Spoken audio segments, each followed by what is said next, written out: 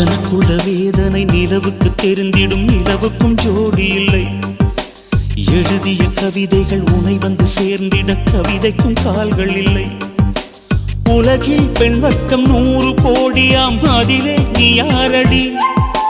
சருகாய் அன்பே நான் காத்திருக்கிறேன், எங்கே உன் காலடி? மணி சரி பார்த்து தினம் வழி பார்த்து இரு விழிகள் தேய்கிறேன்.